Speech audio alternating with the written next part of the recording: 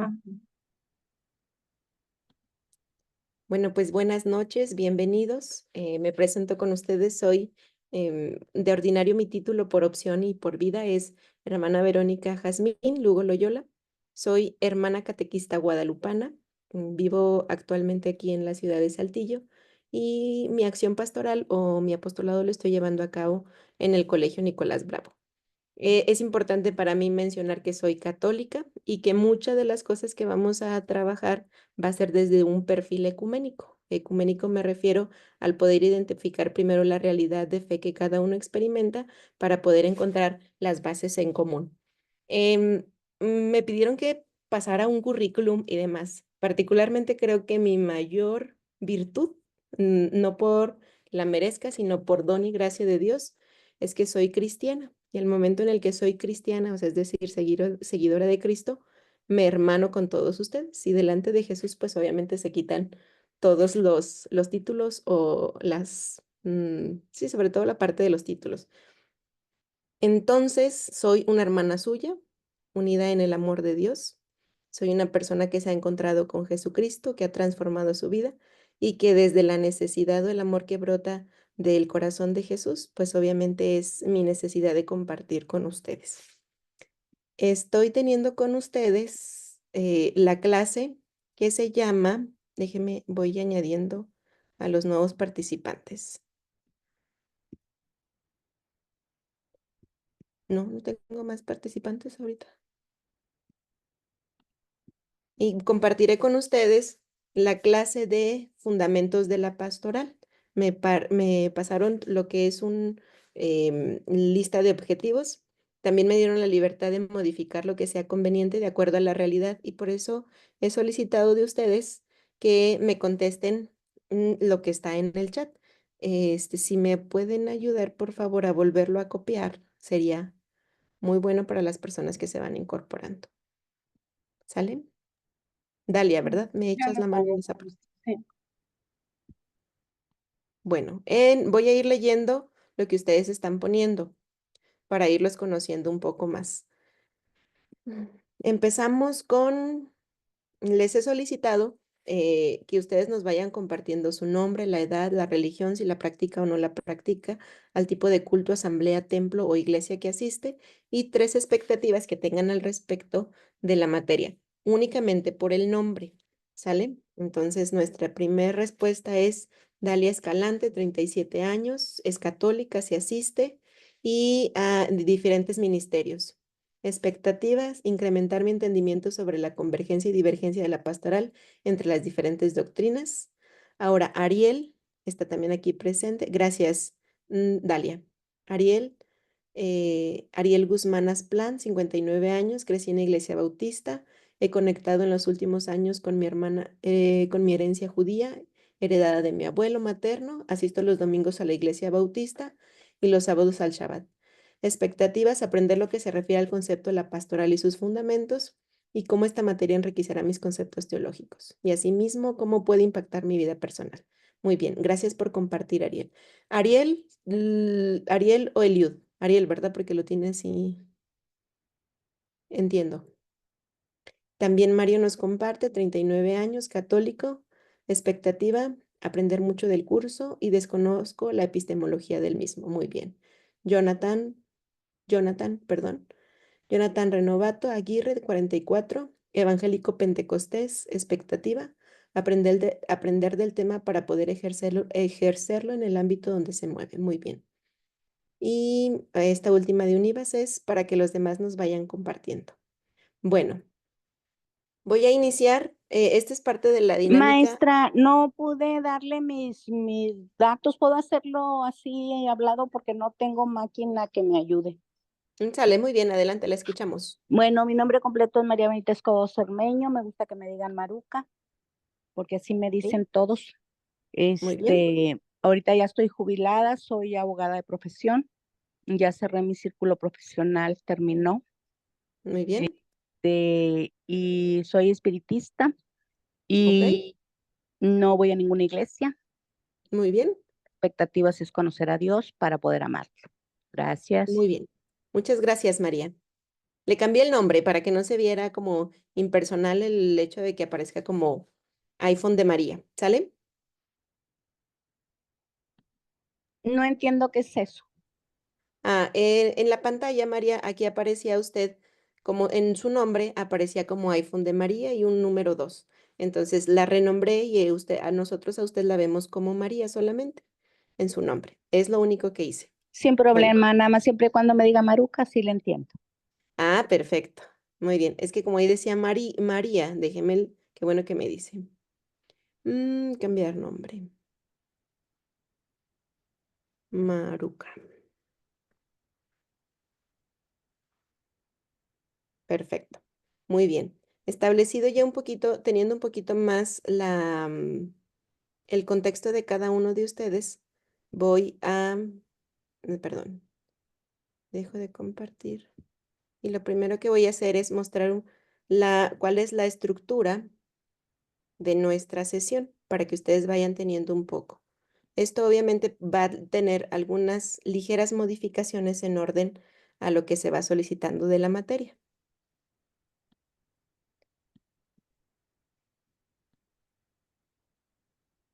Lo comparto en Word y lo hago llegar a través de la plataforma ustedes me dicen si lo ven. Sí, sí se ve. Muy bien. La materia que vamos a llevar o el curso que vamos a iniciar consta de 4 sesiones únicamente. Es cuatrimestre, ustedes van en el cuarto cuatrimestre, sin embargo me dijeron que había algunos que iban iniciando. De los que están presentes, ¿alguno va iniciando apenas? Jonathan, sí, voy iniciando. Muy bien. Y los demás, Ariel, Ariel, Mario y Maruca, ¿cuántas materias han Yo llevado antes? estoy en cuarto cuatrimestre, sin reprobar Cuarto ninguna. Muy bien, muy bien.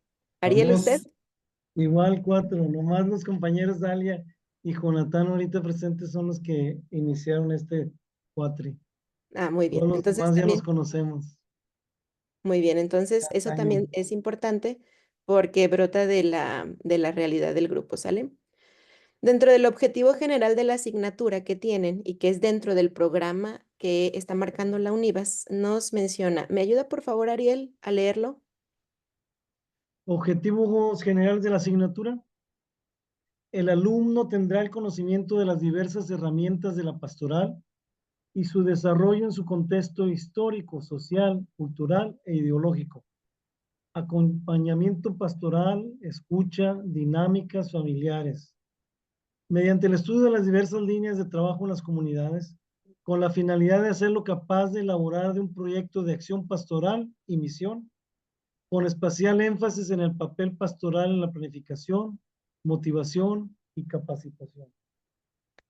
Con esto básicamente lo que estamos hablando o lo que nos va a tocar y llevar a nosotros es ver un contexto histórico de cómo se ha ido estableciendo la pastoral, ver cuál es el fundamento de la pastoral, incluso la palabra de dónde surge. Y al final nos permite el tener un proyecto de acción pastoral. Obviamente los proyectos pastorales llevan muchísimo tiempo, pero lo que voy a buscar establecer son líneas específicas de acción que ustedes los lleven a identificar cómo elaborar un proyecto de pastoral, de forma que ustedes puedan tener acceso puede ser, por ejemplo, Mario, Maruca, Jonathan están en un espacio pequeño. Bueno, su proyecto de pastoral, ¿cómo lo podrían realizar en orden a dar a conocer todo el proceso en esta parte estamos hablando de la experiencia de cada uno en relación con Dios. Ahora, los temas y subtemas lo vamos a desarrollar en 4 sesiones. Las primeras 3 sesiones van a ser básicamente teóricas y la última va a ser una sesión de proyecto. Esta sesión de proyecto nos va a llevar a terminar con el trabajo final. Ese trabajo final va a ser un plan de pastoral orgánico. Obviamente va a ser un mini plan de pastoral para que ustedes puedan saber cuáles son los contenidos y las necesidades a las que vamos. ¿Alguna duda al respecto? Si podemos ir viendo los temas y subtemas. La Sí, sesión 1, sí, vamos a maestra, ir, dígame, si le puedo preguntar, mire, ya tuvimos una materia con una persona que iba a graduarse de sacerdote. ¿sí? y nos dijo que él está en Monterrey, bueno, en Nuevo León, y ¿Ok? que por allá hicieron un proyecto que se llamaba Face Cerveza para las Ok. juventudes.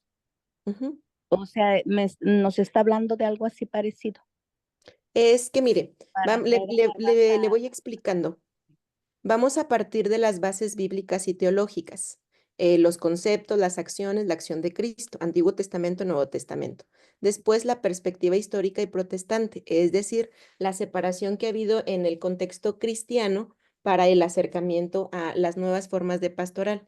Viene después en la sesión 1 también, hablamos de organización de las comunidades, abordaremos las grandes religiones, las jerarquías de la iglesia como ejemplo para identificar que cada comunidad o organización tiene una jerarquía y un espacio es meramente informativo de reforma protestante. Después, Maruca, vamos a hablar sobre las acciones concretas de la evangelización, que implica las etapas y al último, las características del buen pastor. En la tercera sesión vamos a hablar de las diferentes etapas de la vida, o sea, la necesidad de los niños, adolescentes, jóvenes y los adultos de la tercera edad o los adultos en una etapa mayor y las necesidades que tienen. Ahora abarcaremos después los tipos de pastorales. De ahí nos iremos al proyecto. Aquí, por ejemplo, en un plan de pastoral ubicaremos las urgencias pastorales. En el caso, Maruca, lo que le compartió el sacerdote, probablemente responde a una urgencia pastoral de un estrato concreto de la comunidad, puede ser niños, adultos, jóvenes, y es la parte creativa en cómo ellos pueden, desde esa urgencia pastoral o esa necesidad, poder adentrarse en el misterio y poder compartir la palabra de Dios. No sé si hablé muy rápido, no sé si me explico, Maruca. Sí, sí, sí se explica. Gracias, maestra. Sí. Entonces, Apenas iba a graduar, todavía no era sacerdote. Mm. sí, sí, sí, pero por ejemplo, las urgencias pastorales brota también de un conocimiento de Dios y de ¿cómo decir?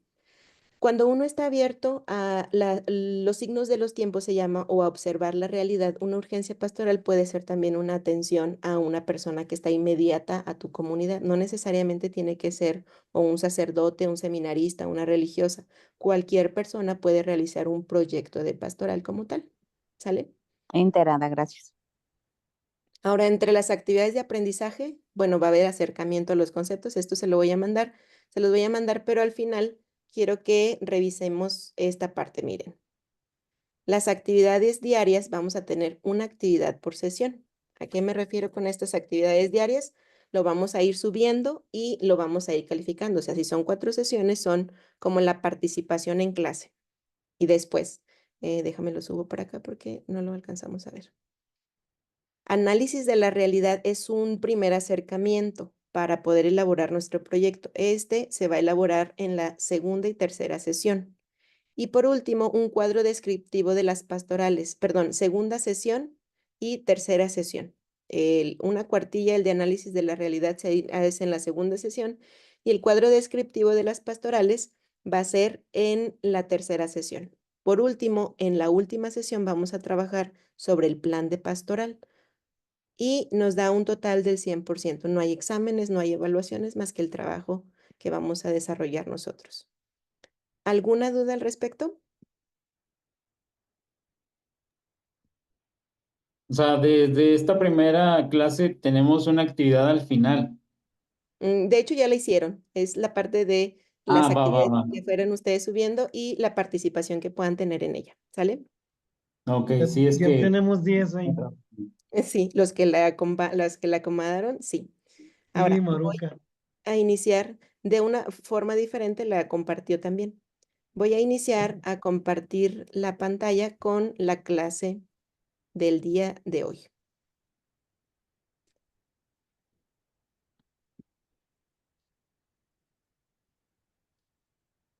Ustedes me dicen nada más si la ven completa.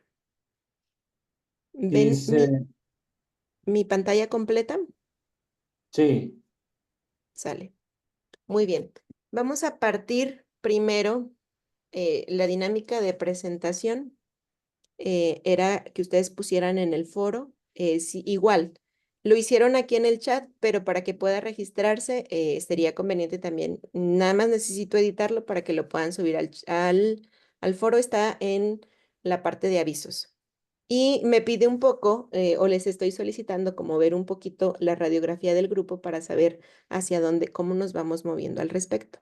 Entonces, antes de iniciar a los fundamentos bíblicos de la pastoral, me gustaría, por favor, que ustedes me dijeran qué entienden por la palabra pastoral.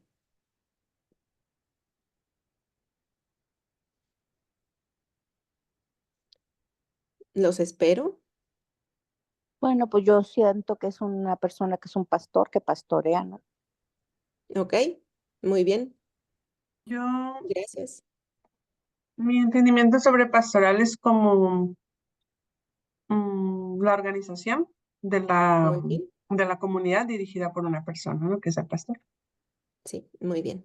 Ahí es la diferencia. Una cosa es la pastoral como acción propiamente y quien ejecuta la pastoral, que sería la parte del pastor. Maruca nos compartió que es válido, también es la persona que dirige. ¿Alguien más que nos apoye? Yo Obviamente, compartía la opinión de Dalia, o sea, pensaba que era la comunidad este, que se rige por algunas normas, en este caso por el líder, debería ser el pastor, pero Muy bien, estaba muy de acuerdo con lo que comentó Dalia. muy bien, gracias. Ariel, ¿quisiera compartir algo, Ariel? sí, yo entiendo que son conceptos muy católicos, que son interesantes porque al fin y al cabo definen posiblemente lo mismo que al fin y al cabo están en las escrituras, ¿verdad? La figura del pastor viene desde el Antiguo Testamento, ¿no? Claro, El Salmo 23 tal vez es el salmo más conocido y habla más del buen común. pastor. Y toda la cristiandad entiende que el Mesías es el buen pastor. Entonces ya en la dinámica del Nuevo Testamento, cuando la iglesia se conforma como tal, eh, conforme a la voluntad de Dios, Él derrama de su Espíritu Santo y da dones y ministerios. Y entre ellos, pues es el pastor, ¿no? Entonces, antes de título viene un verbo, ¿no? Ujú, Es el que pastorea, el que está involucrado en la dinámica de una comunidad, atendiendo problemas espirituales y en la iglesia descrita en el Nuevo Testamento no solamente eran espirituales, sino también físicos y económicos, como darle de comer a los pobres, a las viudas. Entonces, esa dinámica es esa acción que no corresponde, que no debería de corresponder a una sola persona, sino a todo el cuerpo de la iglesia, ¿verdad? Cómo claro. ponemos en dinámica ese amor y ese servicio que definitivamente nuestra referencia principal pues es el Mesías. Sí, vamos a ir clarificando toda lo que usted está compartiendo. Es muy bueno también, pero vamos a ir partiendo. Es que tuve que dejar de, ¿cómo se llama? De compartir. Vamos a ir clarificando para ver desde la perspectiva de, esta no es. ¿Ustedes están viendo nuevamente en la diapositiva? Sí, Muy bien. Los fundamentos bíblicos van a partir del pueblo de Israel. Si la cuestión del tiempo que ustedes han llevado, ¿qué materias han llevado hasta ahorita? Que me puedan decir los que van más avanzados. todo lo que son Mm, introducciones, antiguo, nuevo, escrituras, Pentateuco, Hermenéutica, profetas, Muy bien, eso con perfecto. respecto. La psicología. parte del pueblo de Israel está muy marcado, como mencionaba hace ratito Ariel, hay una historia en el proceso de salvación desde la teología cristiana, hablando cristiana porque necesitamos ver un poquito más adelante el proceso, nos marca un fundamento bíblico que es el pueblo de Israel. El pueblo de Israel es aquel que se funda con la persona de Abraham, cuando Dios le dice en el Antiguo Testamento a Abraham que deje su pueblo y que salga de Ur de Caldea a las comunidades, ¿cómo decir? A la tierra prometida. Después viene la parte de la ley que se va a fundamentar con Moisés. Creo que esa parte queda todo claro al respecto con ustedes. Y desde ese proceso que inicia con Abraham y que va avanzando, que llega hasta el Nuevo Testamento, se hace un reconocimiento del pueblo de Israel como el pueblo escogido, un Dios que ama a su pueblo y es un Dios que acompaña a su pueblo. Entonces, esa parte del acompañamiento es la acción de Dios a lo largo de la historia en el grupo o en la gente que está, ¿cómo decir?, a la que se le está manifestando. Entonces, un primer fundamento es el pueblo de Israel. De la pastoral, el pueblo de Israel desde la acción de pastorear y acompañar. ¿Cuál es la característica? El amor que Dios le ha tenido para la creación, para la redención, para acompañar todo el proceso. Ahora, otro segundo fundamento bíblico es los servidores de Dios. Cuando hablamos de pastoral, aquí entra lo que mencionaba Maruca y la diferencia que hacía Dalia. Los servidores de Dios son los pastores, viene de práctica de acompañar, de pastorear. Y por último, desde el Antiguo Testamento se habla de un mesianismo. ¿El mesianismo cuál es? La promesa que Dios hace al pueblo, de que llegará un pastor que ha de venir a restaurarlo todo. Si se acuerdan, viene un concepto mesiánico como de un Mesías liberador o un Mesías que es como decir, como un Mesías guerrero. Entonces, obviamente, viene como el choque o el proceso al momento de la plenitud de los tiempos con Jesús. Este fundamento bíblico nos lleva concretamente a la definición. Más que definición, es como la profundización acerca de la pastoral.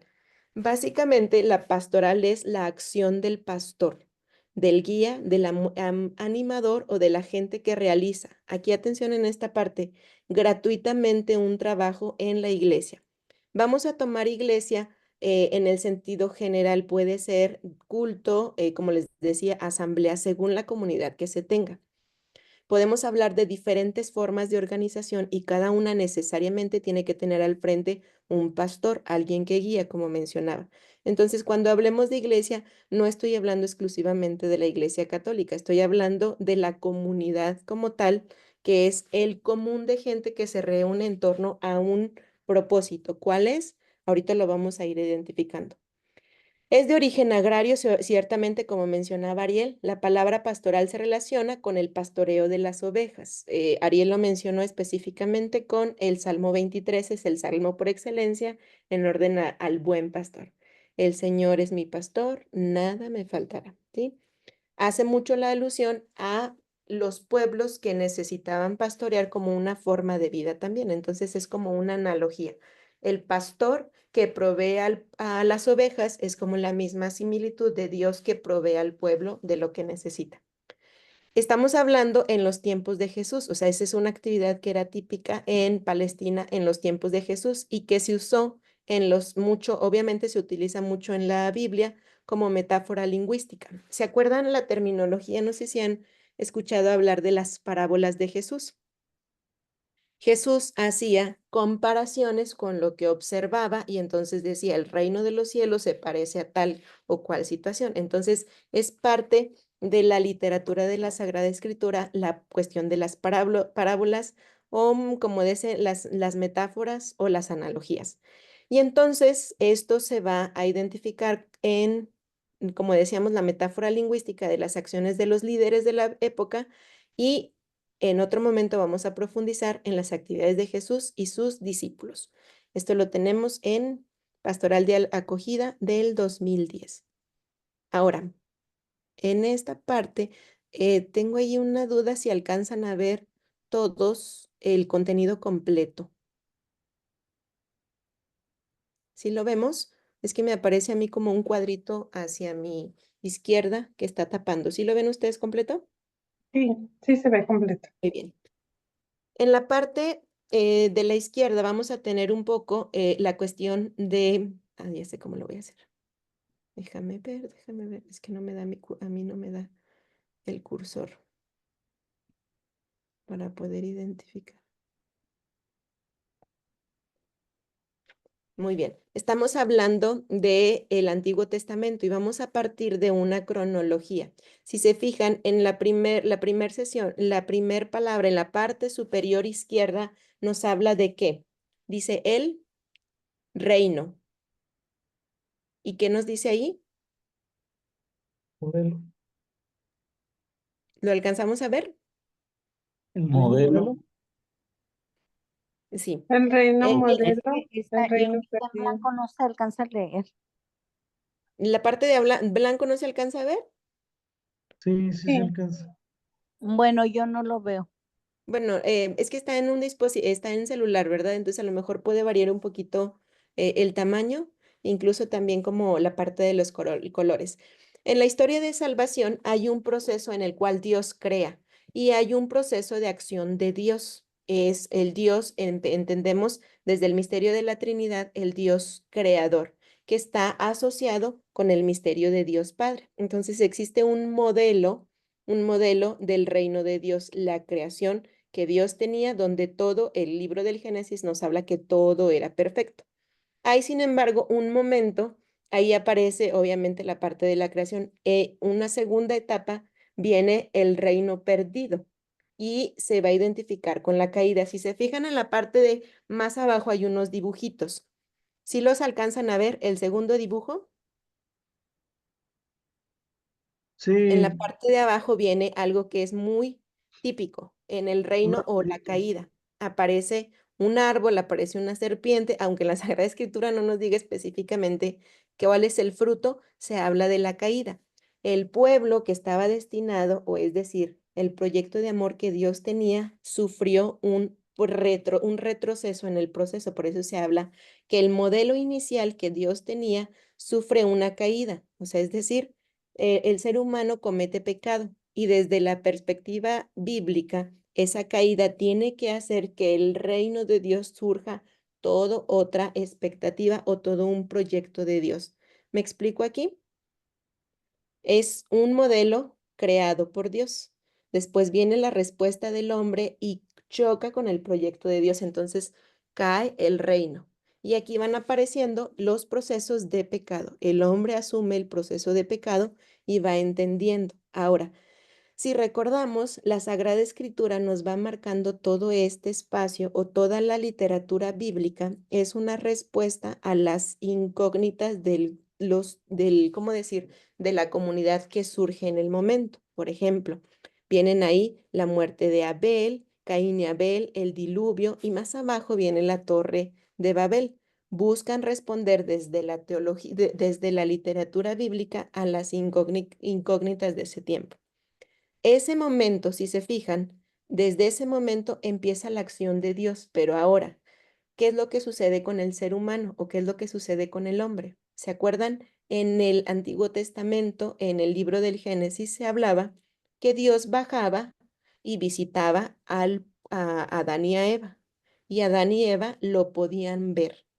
Ingresa el pecado en el hombre y entonces se pierde la gracia creadora o la gracia primera y entonces ya no podemos ver a Dios directamente por el pecado. De modo que Dios va alternando formas diferentes de manifestarse a través empiezan los siguientes procesos. Por ejemplo, Dios empieza a hablar a las personas. En el tercer estrato viene el reino prometido. O sea, es decir, este es el modelo original, la acción del hombre nos hace perder el reino, pero entonces Dios vuelve a actuar y nos promete un nuevo reino, un reino diferente donde no habrá, no, ¿cómo decir? No será de la misma forma, sino será la restauración del reino. Y la acción de Dios ahí empieza a ser de forma diferente. Hay una persona, déjenme, no sé cómo dejar de compartir para poder darle acceso a esta persona. Voy a parar un poquito. ¿Ustedes me escuchan bien? Sí. Muy bien. Dice iPhone 108, no sé quién sea, tengo un poco de ¿cómo decir? Está un poco complicado darle el acceso, entonces si alguien me ayuda a ponerla en el grupo, nada más que nos espere tantito. Se los agradecemos. Entonces pasamos al reino, el reino prometido. En el reino prometido, Dios nos empieza a hablar a través de los patriarcas y se sirve de mediaciones humanas para comunicarse con el pueblo. Posteriormente viene el reino, el éxodo y la tierra prometida. Y aquí van a ir apareciendo en este momento, aquí atención en esta parte, porque empiezan los patriarcas, Abraham, Isaac, Jacob y José. Empieza a, ¿cómo decir? La participación o la cercanía de Dios con ellos. Dios les da mensajes y ellos comunican. Sin embargo, el pueblo de Israel iba necesitando, ¿cómo decir? Se estaban agrupando, ya no eran los primeros, ya no era Abraham y su familia, Isaac y su familia, ya estamos hablando de Jacob y 12 tribus, estamos hablando que necesitaban una organización y aparece Moisés con las tablas de la ley. Esta parte de Moisés empiezan los mandamientos y con los mandamientos Dios va regulando la organización de la comunidad. Posteriormente viene toda la cuestión de cuando los hacen esclavos, los destierros, el éxodo, es decir, la salida de Egipto, la huida de Egipto también, y entonces empieza el proceso de reorganización. Está Moisés, el pueblo necesita, ve a los otros pueblos que están organizados y entonces el pueblo le pide a Dios que no solamente sean los jueces, sino que les establezca un reino y que les dé reyes. Entonces viene el reino parcial donde intervienen ahora los reyes y donde se establece el templo. ¿Se acuerdan de los grandes reyes? Saúl, David y Salomón.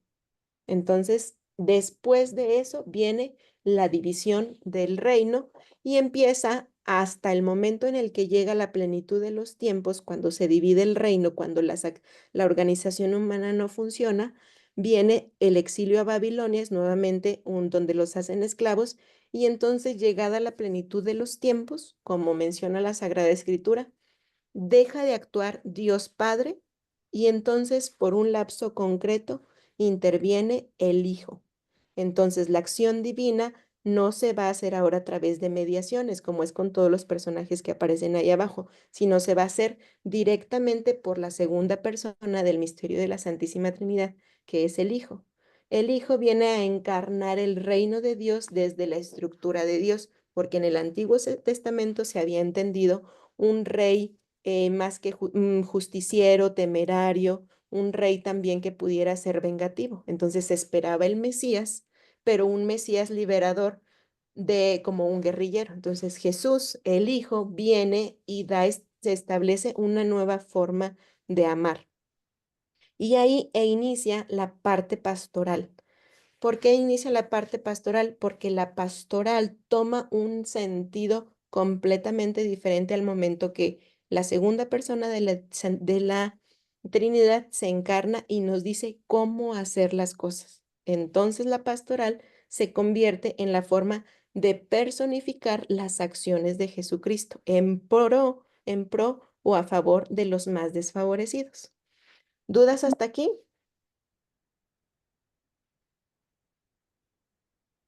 No, No, No, no, nada.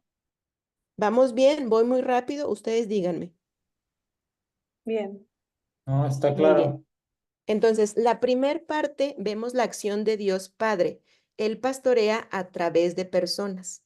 De hecho, si se acuerdan, en el Antiguo Testamento, cuando están en el desierto, habla que una nube los cubría y los iba acompañando. Esa nube por la noche les daba luz y por el día les daba sombra.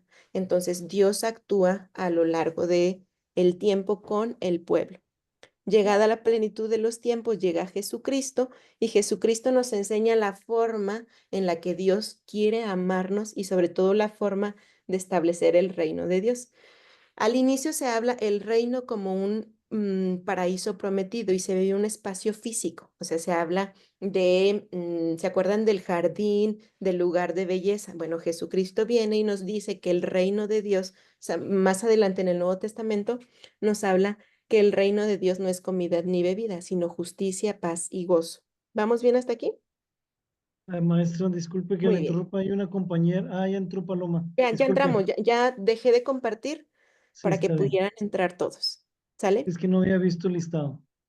No, sí, ya. Dejé de compartir para que puedan entrar. Espero que no se me, ¿cómo se llama? No se me complique otra vez.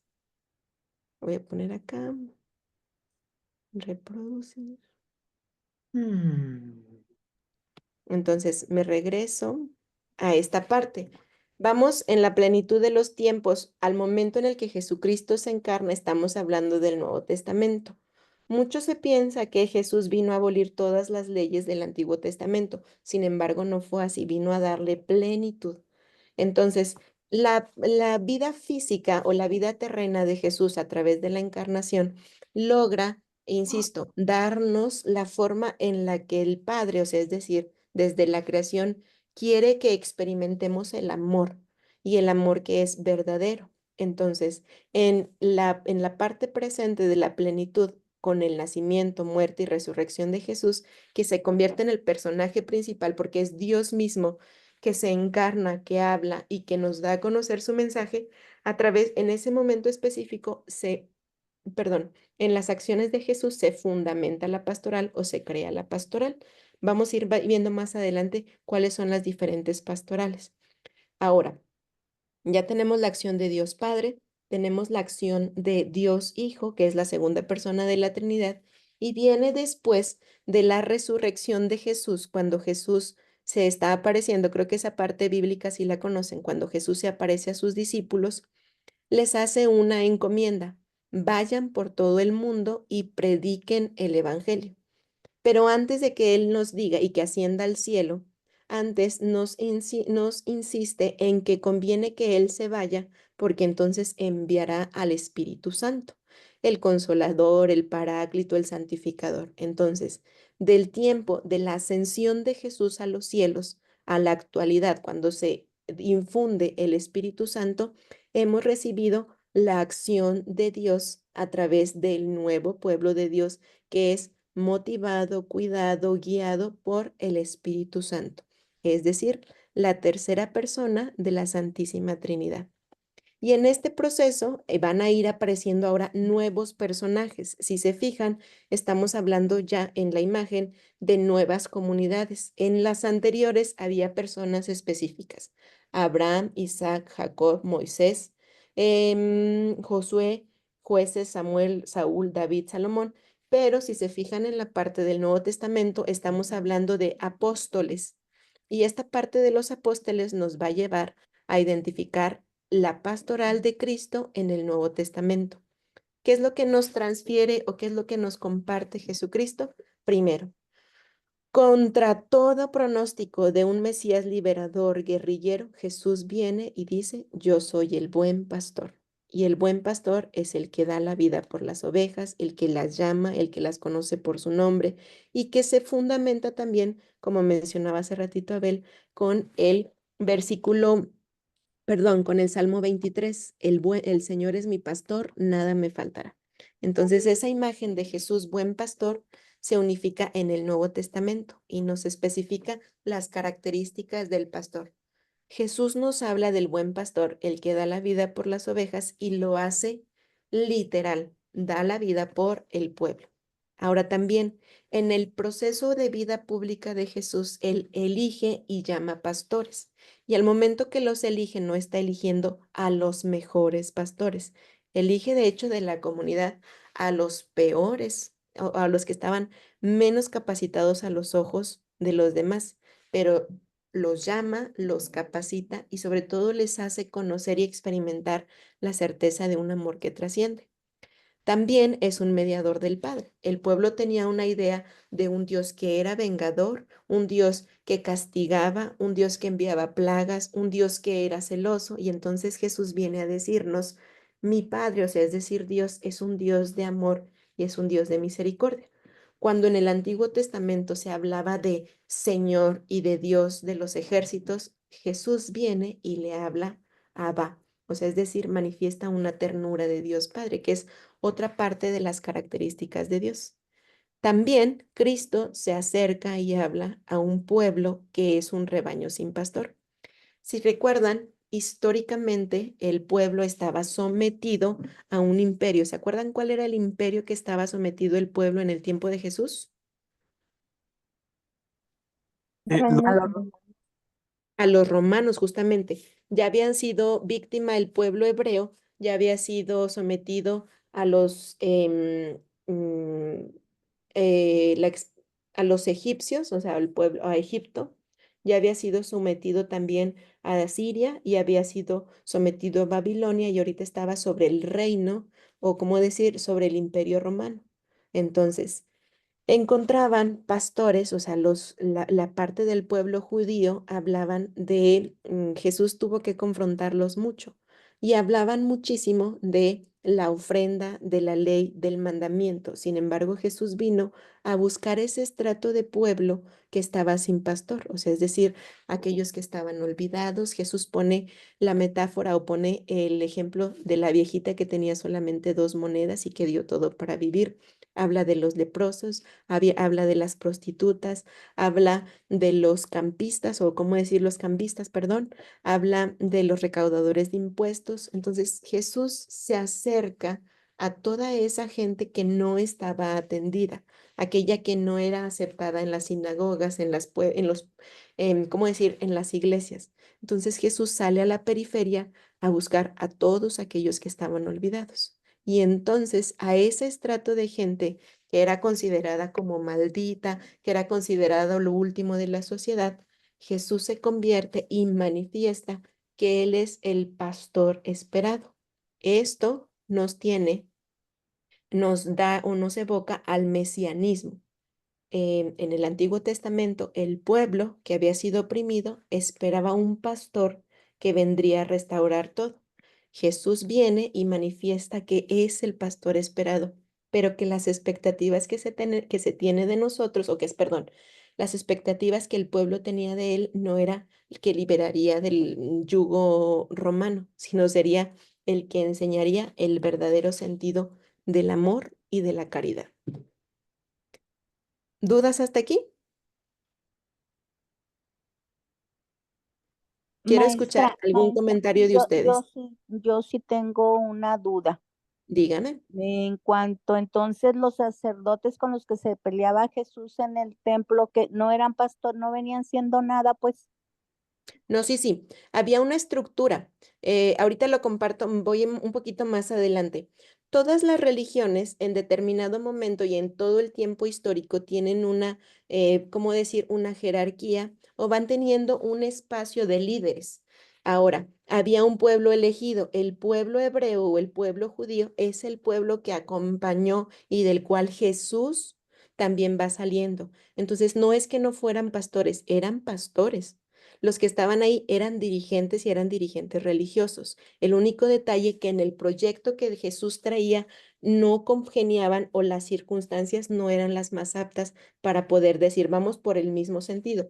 Jesús llevaba un proyecto y los pastores tenían otro proyecto. ¿Me explico en eso? Entonces Jesús vino a manifestar la verdadera presencia o, cómo decir, el verdadero Dios. Entonces no iba en contra de la figura de Dios que se tenía. Jesús venía a darle plenitud y Jesús estaba para plenificar la presencia y la imagen de Dios Padre. Sin embargo, para ellos, ¿cómo decir? Políticamente, incluso porque estaba muy vinculado el poder religioso con el poder político, pues obviamente generaba mucho conflicto. ¿Sí? Sí eran pastores, o sea, es decir, sí estaban a cargo, pero no estaban atendiendo a la totalidad de los pueblos. Ariel. Sí, ¿no? Dentro de ese recorrido de histórico que hizo brevemente, pero muy nutrido, no hay que olvidar que hay una norma en ese recorrido que el pueblo de Israel, de alguna manera representándonos, pervierte la norma.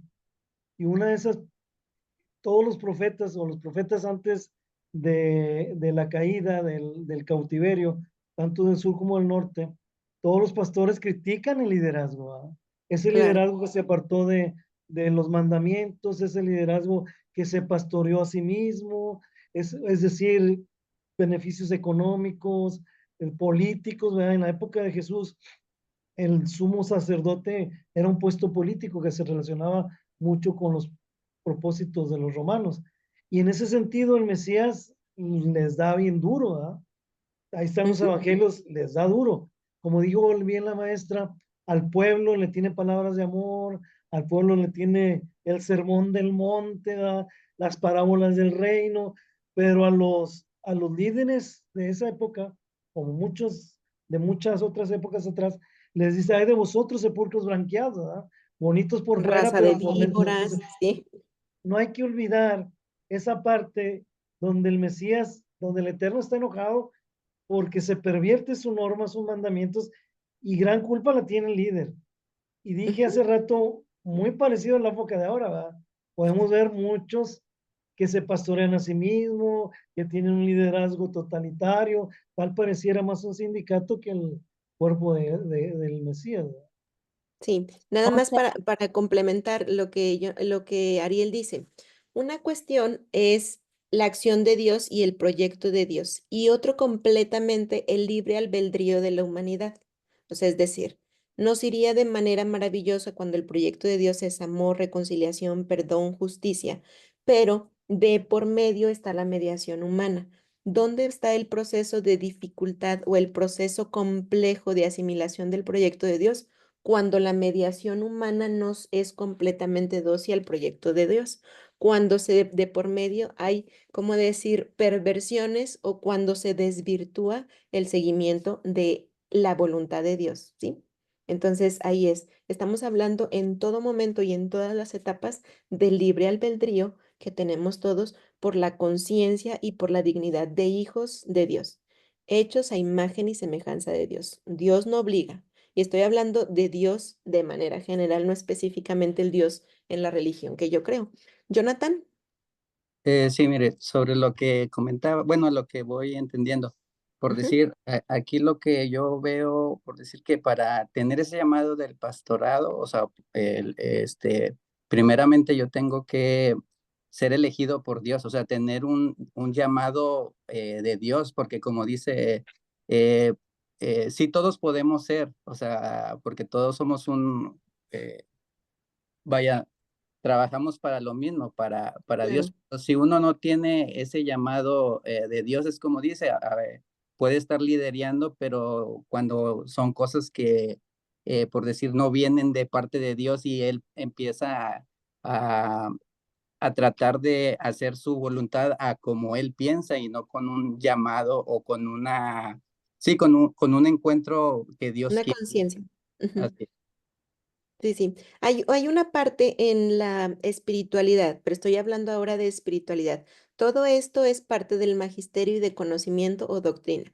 Hay una parte en la cuestión espiritual, Jonathan, que se llama el discernimiento de espíritus. ¿A qué nos referimos? Muy simple se los pongo. Si una decisión que tú tomas, por más violenta que pueda ser, por más adversidades que pueda tener, en el corazón te concede la paz, brota de Dios, pero una paz que es verdadera y que se mantiene. Por ejemplo, lo pongo muy simple, es cuestión de discernimiento. ¿Cómo discernimos la voluntad de Dios? A través de la lectura, a través del magisterio, a través de la oración y a través del discernimiento.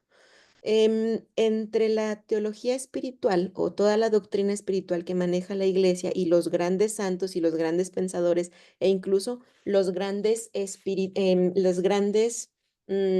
maestros de espiritualidad, porque en todas las religiones hay, se habla de las acciones, o sea, es decir, el ser supremo nos lleva a siempre el bien mayor. Personalmente puedo elegir a lo mejor inmediatamente, no sé, tengo a mi hija enferma, lo voy a poner como muy absurdo. Tengo a mi hija enferma y tengo 3 trabajadores. De esos 3 trabajadores puedo yo quedarme con su sueldo para pagar el tratamiento que tengo de mi hija. ¿Me explico? Inmediatamente a mí me brinda la paz y la tranquilidad de que mi hija se encuentra bien porque estoy pudiendo tener, respondiendo o salvaguardando una necesidad. Viene esa acción que tú tomas. ¿Cómo te deja? ¿Te queda paz? Pregunto. ¿Es una acción que te genera paz y estabilidad? Obviamente, si sí lo es el regalo de Dios que te está dando, pero nunca a costa de una injusticia. Ahora, si de pronto una situación te lleva a que te inquiete por completo, bueno, esa tensión es la acción de Dios, pero que se manifiesta ahora de forma diferente. Lo vuelvo a explicar. Una acción en la historia de salvación. Al inicio Dios lo pudimos ver cara a cara. Podíamos hablar directamente con Dios en la primera comunidad que se habla, Adán y Eva. Ellos pecan, perdemos y entonces nos habla a través de mediaciones, los profetas. Cuando llega Jesucristo, se quita la parte de los profetas porque tenemos el mensaje de Dios que se contiene en la Sagrada Escritura. ¿Me explico en eso? Y después nos envía al Espíritu. ¿Para qué? Para que el Dios que habita en nosotros nos vaya guiando a la mejor toma de decisiones en orden al reino de los cielos. Por eso, Jonathan, una persona puede decir, es que Dios me dijo en sueños esto, y a lo mejor lo está inventando. El discernimiento nos lleva a ver, esta es la voluntad de Dios y las acciones que realizamos por el Dios que habita en nosotros nos llevan a un sentimiento de paz. No sé si todos coincidan. Hay una frase que me gusta mucho de Santa Teresa de Ávila, que aparte de que es maestra y doctora de espiritualidad, es patrona de los escritores en España. Y ella tiene una frase que particularmente me gusta mucho. Dice, si en medio de la adversidad persevera el corazón con paz y con gozo, eso es amor. No le pone Dios, eso es amor. Entonces el discernimiento nos lleva a identificar la acción de Dios. Dios mismo te va a decir, esa vocecita que escuchas y dices, oye, es que me la bañé con esto, ay, es que no pude. O cuando dices que te remuerde la conciencia, no, no es la conciencia. O sea, sí va vinculado, pero es el Dios que habita en ti. Cuando hay algo que te da muchísima plenitud, terminaste de repartir unos taquitos o repartiste unos, te quitaste un suéter y se lo diste a una persona y sientes mucho frío, pero sientes mucha satisfacción. Ese es el Dios que habita en nosotros. ¿Vamos bien? Sí, vamos Entonces, bien. esa es la ventaja que tenemos de la acción del Espíritu Santo. De Pentecostés a la fecha, todos recibimos el don del Espíritu de diferente forma, de diferente manera, pero la acción de Dios se multiplica a través del Espíritu, como decía hace ratito Ariel, diferentes formas, diferentes dones, diferentes maneras, y a cada uno nos dota de formas diferentes de comunicarnos. Tengo un mensaje acá. Exactamente. Un Dios que no deja en paz, pero siempre deja la paz. Y sin embargo, fíjense que es tan bueno y tan misericordioso, porque el mayor atributo de Dios es misericordia, que en la doctrina del Papa Francisco él habla de no es como la cuestión de la Iglesia Católica, sino de la doctrina como tal. Hay una parte, dice el Papa, de las primeras frases que fue como muy profética en su momento. Dios no se cansa de perdonar. Y chequemos en cualquier espacio. Dios no se cansa de perdonar. Somos nosotros los que nos cansamos de acceder a su misericordia. Explicada, Dios siempre está ahí perdonándote. La parte humana de decir, híjole, reconozco que me equivoqué en esto, es lo que nos cansa a nosotros, porque la fuente de misericordia viene de Dios. No sé si me expliqué en esa frase. Sí, Y maestra. continuamos, ¿les parece? Sí, sí, muy bonito, maestra, pero mi pregunta era volviendo a la clase. Entonces los pastores, Jesucristo los cambió por los apóstoles, o como Estableció. vino a romper así como Lutero con lo que ya había de Es la que escritura. él establece una nueva forma del reino. Desde el inicio, si se fijan, habla del reino. Entonces, Jesús establece una nueva forma del reino, viene a replantear el reino y decir, a ver, nos pasamos siglos entendiendo este mensaje de forma diferente. Entonces, él replantea el proyecto del reino y escoge y llama pastores para que le ayuden a esta difusión del reino. O sea, es decir, no es que desacredite, de hecho al pueblo le invita, de manera general les invita a todos y solamente algunos lo asumen este nuevo proyecto de Dios, este nuevo proyecto del reino. No los desacredita, sencillamente lo que hace Jesús es, esta es la forma correcta, no porque estén equivocados, sino esta es la forma en la que es el mensaje que quisimos dar. Y las anteriores son interpretaciones desde el proyecto de Jesús, son interpretaciones no negativas, no incorrectas, sino limitadas del proyecto de Dios. ¿Sí? No sé si le contesté. Usted me dice.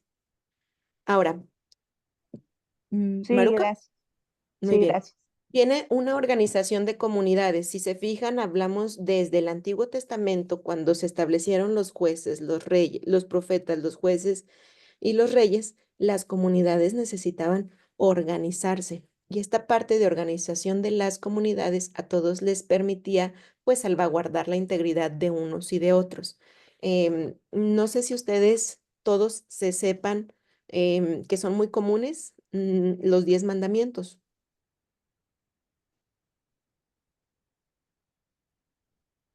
Sí, todos no lo sabemos. Sí. Muy bien. No en orden, pero Exactamente. Los mandamientos, al final de cuentas, en todas y aplica en todas las religiones e incluso en las organizaciones sociales. Para el bien común, no robo, no mato, no digo mentiras y me organizo de la mejor manera. ¿Me explico? O sea, es como organización social. Acá se da a través de Moisés para generar un conjunto de leyes. De esos 10 mandamientos, el pueblo judío, creo que Ariel nos podría, como decir, orientar más, se fue por la parte legalista. O sea, es decir, estos 10 mandamientos se desprenden esta cantidad de mandamientos y de leyes que tenemos que cumplir.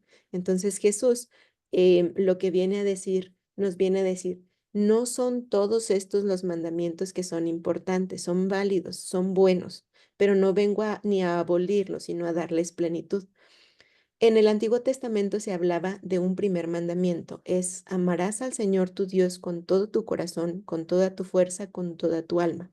Lo único que Jesús vino a decir y que cambia todo el sentido de la pastoral y del proyecto es a eso y a tu prójimo como a ti mismo. ¿Me explico? No le viene ni a desvirtuar ni a eliminar, sino a darle plenitud.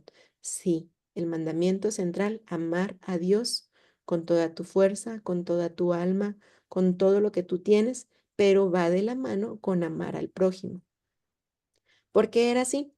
Porque, por ejemplo, en la organización, como mencionaban, del pueblo, de los pastores o del poder religioso y político, pues obviamente se veía como bendición las comunidades en las cuales eran económicamente muy solventables. Por ejemplo, se entendía que de los grandes personajes que aparecen en la Biblia o los ricos, eran bendecidos por Dios y los pobres eran maldecidos por Dios. Entonces Jesús vino a decir, oye, espérate, espérate, no te equivoques. Dios es misericordia. Y cuando le preguntan a Jesús quién pecó, este o su familia, el pueblo judío entendía que, por ejemplo, una persona que había nacido con, no sé, una persona que estaba paralítica o que estaba tirada o que estaba coja, era consecuencia del pecado. Eso era lo que se entendía. Y entonces el pueblo o los guías religiosos decían, ¿quién pecó? ¿Él o la familia? Y entonces se hablaba, por ejemplo, que si yo cometí un pecado, no sé, de robo, sobre las siguientes generaciones iba a caer esa maldición y Dios no bendecería, o sea, no llenaría de bendición con la prosperidad. Identificaban el poder económico como prosperidad y bendición de Dios. Por lo tanto, los pobres, los samaritanos, las prostitutas, los que no tenían acceso a una calidad de vida, estaban considerados como pecadores. Jesús viene y replantea. Sí es importante el amor a Dios, muy importante, pero el prójimo es también, en la medida en la que nos relacionemos con Dios, nos relacionamos con los demás. Entonces, de ahí se establece organización de comunidades. En esta parte, miren, es que no sé, voy a hacerla lo más grande que pueda, porque luego no me da mucho espacio de poder, ¿cómo decir? Uy, uy, uy, uy, uy.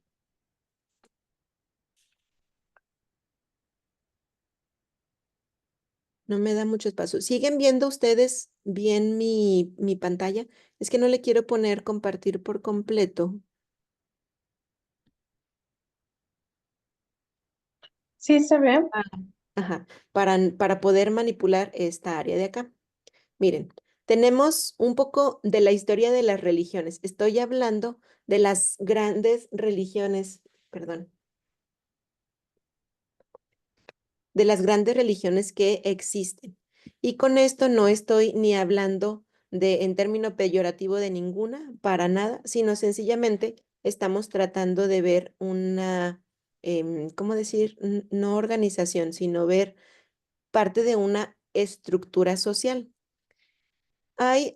Actualmente tenemos las grandes religiones como tal. Después hay algunas sectas o grupos cristianos pequeños o diferentes órdenes religiosas, ¿sale? Entonces, empezamos, el último lo vamos a dejar el cristianismo, pero si nos fijamos, quiero que veamos las épocas. Por ejemplo, las religiones más antiguas son el judaísmo, que empezó 2000 años antes de Cristo. Y los personajes principales o fundadores que se consideran fundadores es Abraham y Moisés. Abraham, que sale del pueblo, y Moisés, que regula la parte de la ley, o sea, es decir, Dios le manifiesta los mandamientos. Ellos tienen su creencia en Yahvé, o sea, creen en el Dios del Antiguo Testamento, creen en la vida eterna y también en la llegada del Mesías. Esta llegada del Mesías es la parte fundamental y prioritaria, o sea, es decir, el pueblo está esperando un Mesías que va a liberar el pueblo que ha sido sometido o que ha sido esclavizado en varias ocasiones. Tienen un libro que es la Torá, que incluye, bueno, desconozco un poquito el contexto de la Torá, pero son los libros sagrados, donde se unifican incluso las primeras historias de la Sagrada Escritura.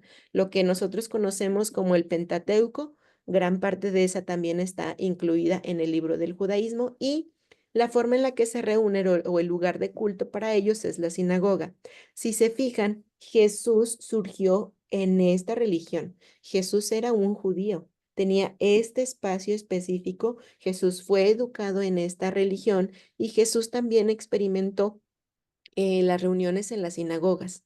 Ahora, sus fiestas, las fiestas más importantes que tenían era la Pascua judía, el Éxodo, o lo que nosotros conocimos como el paso de, ¿se acuerdan? Cuando atravesaron el cuando Moisés logra abrir el Mar Rojo y que pueden atravesar, y es la liberación, la Pascua judía como la liberación del pueblo. También tenemos otra de las grandes religiones, está el hinduismo. No hay específicamente una persona en la que se centrifique o la que se personalice como fundador, sino se habla como una acumulación o como un grupo de sabios que van tomando cierta doctrina y que la van concretizando. La diferencia del judaísmo es que se habla de monoteísta. La palabra, creo que se identifican, monoteísta es de un solo Dios. En cambio, el hinduismo son politeístas, creen en muchos dioses. ¿Cuáles son específicamente? No los estamos poniendo, pero ellos hablan mucho de la reencarnación o la retribución. Por ejemplo, esta vida me porté muy bien, entonces para la siguiente vida voy a tener la retribución de mis actos. De modo que si en la siguiente vida reencarnaste en un ser con inferior dignidad, pues obviamente es como la retribución de los actos. Los libros o el libro sagrado son las 4 Vedas y la Bhagavad Gita. Se Bhagavad Gita. reúnen sí, se reúnen en templos y en casas. O sea, es decir, como son diferentes dioses, pueden tener también la libertad de trabajar o de reunirse en las casas. Y tienen la fiesta de Diwali. Disculpen si la pronunciación no es la correcta. Es la victoria del bien sobre el mal y el año nuevo. También tenemos del siglo V antes de Cristo, tenemos el budismo. Está personificado como fundador Buda. No se cree en Dios, existe la reencarnación, pero se fundamenta mucho en la nirvana o la perfección espiritual, o sea, es decir, se habla de una trascendencia espiritual, no específicamente personificada en alguna deidad. Sus libros importantes son los 3 cestos y se reúnen en pequeñas pagodas y templos en casas. Ellos obviamente celebran mucho o sus fiestas principales son el nacimiento y la muerte de Buda. Y ahora sí, nos vamos al Islam, que es la última, la más, como por decir, la más joven de todas estas religiones. está fundada o su fundador es Mahoma. Ellos creen en Alá, el nombre de Dios, bueno, el nombre de Dios para ellos es Alá, la vida eterna y el paraíso. Si recuerdan, se ha estudiado mucho la parte del Islam y son religiones fundamentalistas. Sus libros son el Corán, se reúnen en mezquitas y tienen una fiesta grande que es muy conocida, es el Ramadán, que es un mes de ayuno, y el nacimiento de Mahoma como sus fiestas importantes. Y por último, el cristianismo, que creo que es con el que podemos estar un poquito más familiarizados, se habla de fundador que es Jesucristo, se cree en un Dios que es trino y uno. Acuérdense que el cristianismo habla del misterio de la Trinidad, o sea, la naturaleza divina de Jesús, pero también la naturaleza humana en su encarnación. Y se habla de un Dios que es Padre, que es Hijo y que es Espíritu Santo. Es un solo Dios en tres personas diferentes. Se cree en la resurrección porque Jesucristo resucitó y se cree también en la vida eterna. Su principal libro es la Biblia en el Antiguo y el Nuevo Testamento y el lugar de culto se llama iglesia o se puede llamar capilla. Y las fiestas importantes es la Navidad como la llegada del Mesías y la Pascua, el paso de Jesús de la muerte a la vida y con ello el perfeccionamiento o la plenitud de Dios. ¿Dudas? En alguno de estos quisiera nada más, no todos, obviamente, mencionamos ahorita que no todos somos propiamente católicos, es ecuménico realmente este curso, pero ¿en cuál se incluirían ustedes? Ariel había mencionado que tenía, que estaba retomando la parte judía, Ariel, ¿entendí bien eso? Sí, el papá y mamá era judío, vino del norte de Europa, Ujú. pero como usted dice, el asunto es ecuménico, ¿no? Encontrar el No se oye, punto, Ariel. Es que se eh, oye lejos, Ariel. como usted lo dice, hay que encontrar el punto de unión, ¿verdad? El Claro, cristianismo, para nosotros, para mí en lo personal, el cristianismo es la consecución de lo que se expresó en el Antiguo Testamento. claro. Quisiera tocar temas muy profundos, ¿verdad? Porque no es el tema, pero Pablo lo explica muy bien. Se Ujú. extiende en la carta a los romanos, se extiende mucho de judíos, cristianos, en qué conviene, en qué no conviene. Claro. Porque dice que por la causa de la elección son muy amados, pero a causa del evangelio son enemigos. Por ahora, ¿verdad?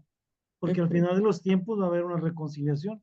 Como usted dijo, seguimos esperando al Mesías. En el judaísmo se sigue esperando al Mesías. Y Pablo dice que cuando regrese, segunda vez para los cristianos, pues verán al que traspasaron, ¿no? Y ahí entonces habrá un punto de encuentro que significa resurrección, significa restauración. Pero todo muy interesante sus resúmenes. Gracias.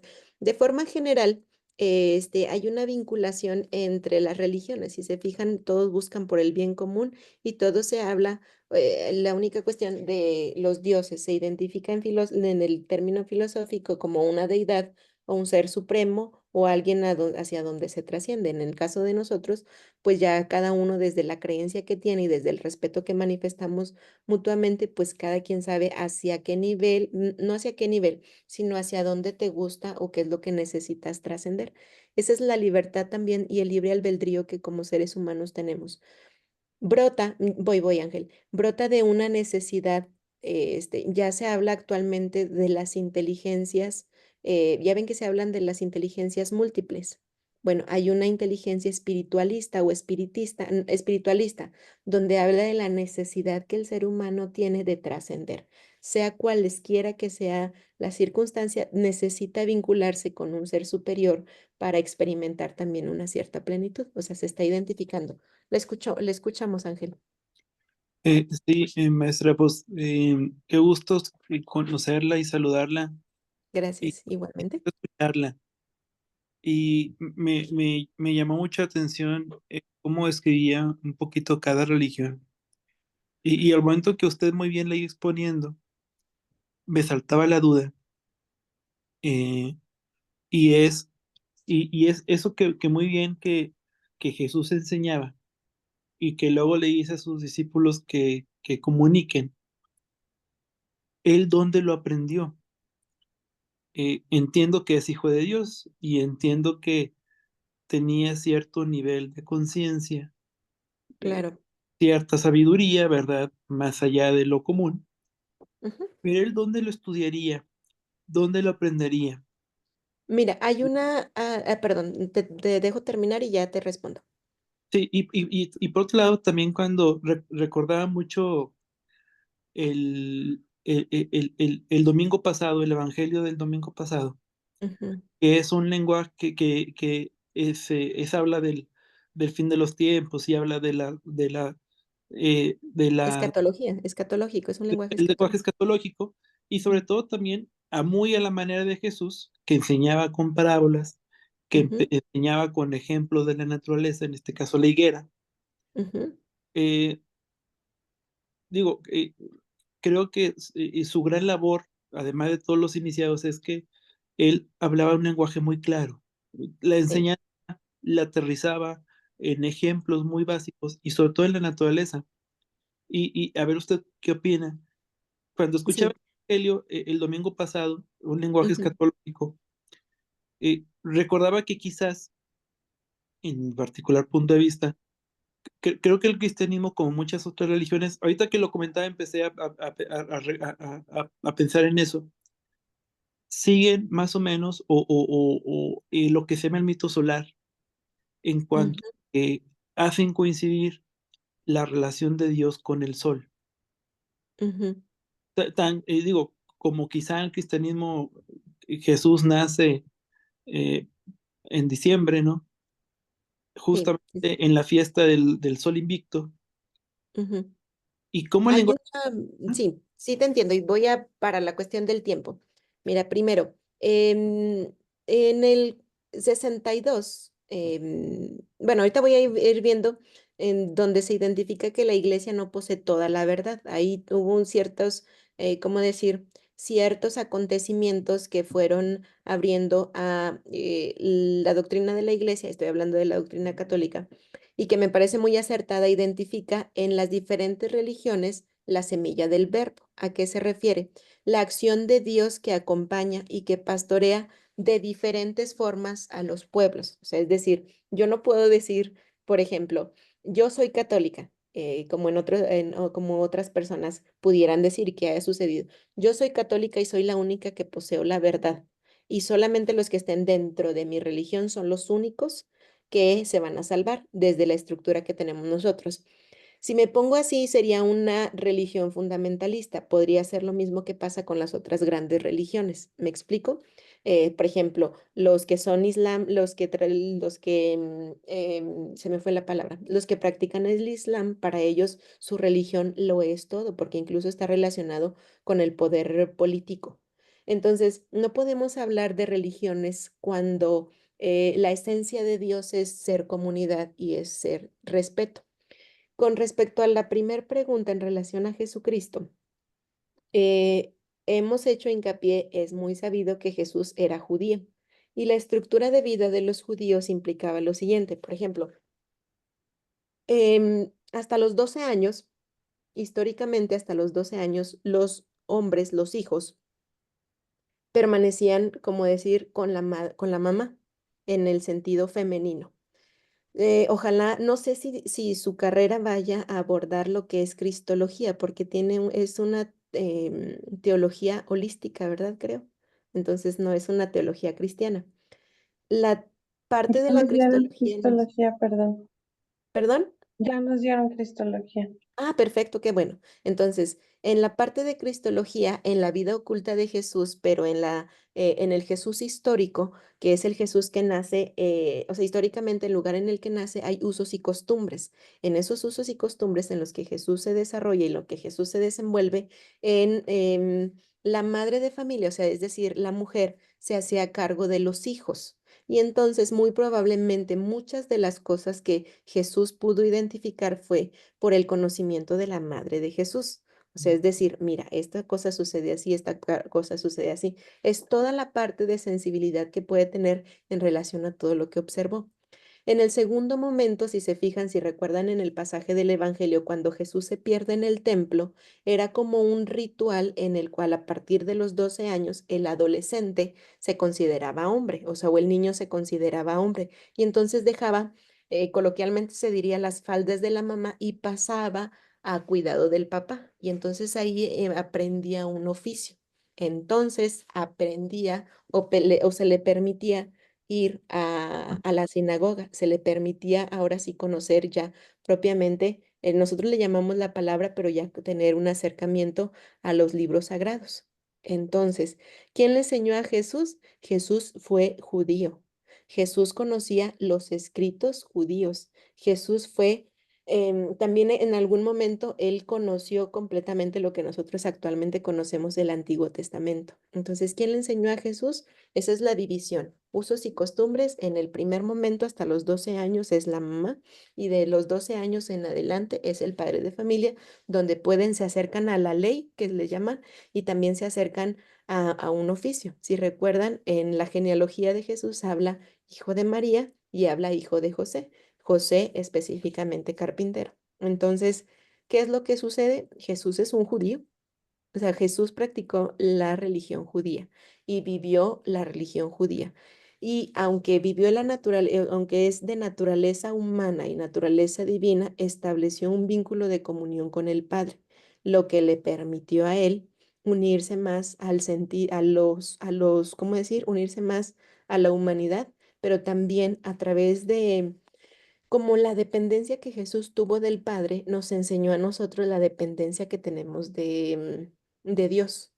Y en relación a toda la cuestión de la escatología, Gabriel, Jesús nos habla, es también utilizó el lenguaje escatológico o profético, de decir qué es lo que va a pasar y qué es lo que pasaría.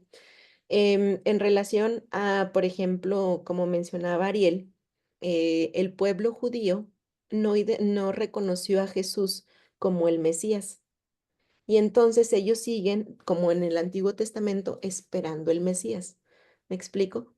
Entonces ahí es un poco complicado el poder entenderlo, pero realmente es una forma de llevar a cabo o de llevar la fe. ¿Sale? No sé si te expliqué o te confundí. O si les estoy reburujando, como dicen en mi rancho, si les estoy reburujando más Y muchas gracias, maestro. para Yo creo servirle. que una de las cosas que pienso que Ángel comenta es que en clases previas hemos visto mucho paralelismo en ciertos postulados de la filosofía clásica, Ujú, de la filosofía helénica. ujú, También usted sabe, ya hemos visto en clase que hay muchos detractores de las escrituras que dicen que son copias de otras ujú, culturas, ¿verdad? claro. Yo coincido muy bien y creo que me da mucho gusto oírla. El primer mensaje que tuvo el Mesías fue el judío. Tan es Ujú, así que Ángel, cuando él contesta, contesta de la Torá, ¿verdad? Del Pentateuco. Cuando ujú, él hace referencia a los profetas, habla de los profetas. ujú. Igual Pablo y los apóstoles, ¿verdad? Siempre son. Claro, es un Ahora, punto de referencia. a propósito del punto de encuentro, es que la filosofía griega o cualquier otra también indaga sobre la naturaleza y origen y Ujú, futuro del ser humano, ¿verdad? Sus planteamientos son la lógica y todas esas cosas que vimos en la introducción. Y ahí hay un punto de encuentro, ¿verdad? Ellos hablan de cuerpo y alma y la escritura habla de todo vuestro ser, espíritu, alma y cuerpo, ¿verdad? Le agrega el Pues sí, espíritu, y dice, sí, y aquí lo lo alienta. interrumpo. Ariel. Si nos pusiéramos a nosotros a investigar, cuando todo al final busca el ser humano, la comunidad humana busca responder el origen de la vida. Entonces, si nos pusiéramos a ver la prehistoria en México, las teorías del origen de la vida, pues obviamente coinciden justamente como un dios, como lo que mencionó ahorita Gabriel, el sol como un dios. O sea, al final de cuentas es la necesidad humana de trascender en todas las civilizaciones. Cualquiera de las civilizaciones se la identifican como una deidad. Y si se fijan, cuando hablo de las semillas del verbo es la realidad divina que existe en cada comunidad que permite que nos organicemos en torno a una deidad. Y puede ser, dependiendo de la misma organización, el nivel de, ¿cómo decir?, de importancia que se le asigne. Hay lugares o países en los cuales ya la vida espiritual queda en última instancia. Hay muchos países que se fundaron en relación, en orden a la religión. Hay países actuales que sigue estando muy vinculada la iglesia y el Estado. Hay otros que se independizan. Pero si se fijan en sentido último, desde la naturaleza del ser humano es la necesidad que se tiene de trascender. Entonces ahí van a compactar todas las historias. ¿Por qué? Porque es una respuesta que Dios motiva, y Dios estoy hablando desde la deidad que cada uno identifique. Es la respuesta de Dios al ser humano, dada a través de la inteligencia y la asimilación del mensaje. Si nos podemos, ¿cómo decir?, a comparar todas las historias, todas convergen en una deidad, que esa es la parte importante. Bueno, ¿seguimos? ¿Les parece? Yo nomás quisiera decir una cosa, pero es que Dígame. se me hace que no va a acabar con su clase. A propósito del punto de encuentro, creo que esto es bien importante, que nos Sí. podría responder muchas cosas. A propósito del punto de encuentro, no importa la época, no importa el lugar geográfico. El apóstol Pablo habla de dos cosas que dejó ¿Mm? el Eterno para dar testimonio de sí mismo. No importa la época de la humanidad, no importa el lugar geográfico, perdón. El punto número uno que nos habla de la deidad en torno a la cual nos debemos de reunir, como bien dice, es la creación. En Claro. Romanos lo dice con claridad. Es la creación la que te dice, fíjate, detrás de esto hay algo inteligente, hay algo sobrehumano, hay algo, si lo queremos ver así, extraterrestre en el sentido más directo de la palabra, algo fuera de la tierra. Y la segunda tiene que ver con la conciencia humana. Ujú. Aunque no conozcan la ley, dice, Dios habla a la conciencia humana. Que nos Mm. hagamos locos, ese es el problema. Pero Claro. sabemos que es bueno y que es malo, de alguna u otra manera. Si yo les hiciera una pregunta, ¿cuál es la característica? Lo digo con todo el respeto que me merecen todos los que estamos aquí y el ejemplo que voy a tomar. ¿Cuál es la característica o qué es lo primero que pierde una persona que se dedica a matar a otras personas? ¿Qué es lo primero que pierden? Su humanidad. Por una parte, pero la primer cosa que pierde una persona cuando eh, La se conciencia. dedica, la conciencia. Moralmente pierde la conciencia de la dignidad de la otra persona que está a su alrededor.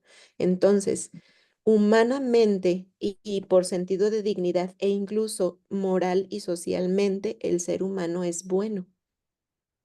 ¿Cuál es la característica? En la forma en la que nos trabaja en la moral o que nos trabaja en la conciencia, es la forma en la que nos vamos a desarrollar. Por ejemplo, si tú juntas, y véanlo en un grupo social, estás en una empresa o estás en un grupo o estás en una iglesia, en el lugar que tú quieras. Siempre hay un líder, ubíquenlo.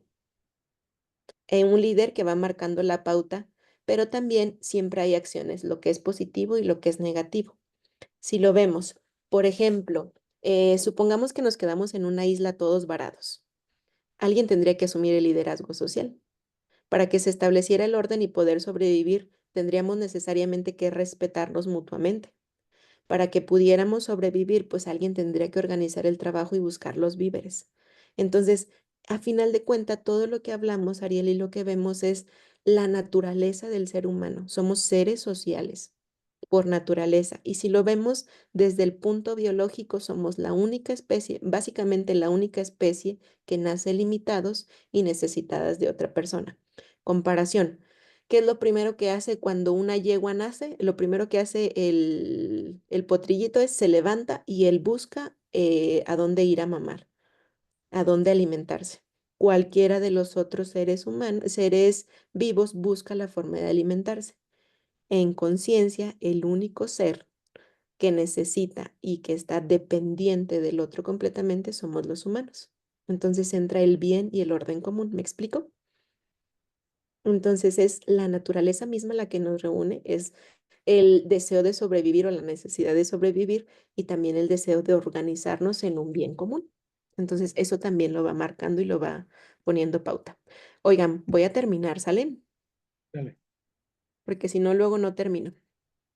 Ahora, esta parte es importante, necesario ver las religiones porque nos va a llevar a la siguiente. Hay una separación en el cristianismo. Estamos hablando de los 1500. ¿Alguien conoce este personaje que está aquí? Martín Lutero. En Lutero. Martín Lutero tenía una característica, estamos hablando en la iglesia. Históricamente, después se tiene como una confusión en la iglesia. Se habla que la Iglesia Católica, no sé si lo han escuchado, que se fundó en el siglo IV con Constantino. No sé si han escuchado esa versión. Bueno, no es real. Se habla porque se empezó a manifestar y se establece la religión católica como la iglesia o como la religión del imperio.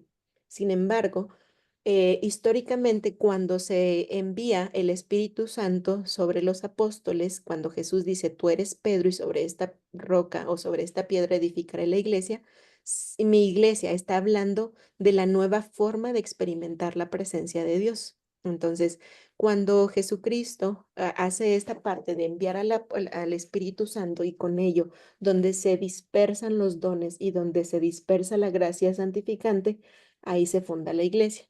En el primer siglo, pues obviamente se acuerdan de Pablo. Pablo empezó siendo perseguidor de los cristianos. Entonces, los primeros siglos, la historia fue manteniendo a los cristianos como una comunidad escondida.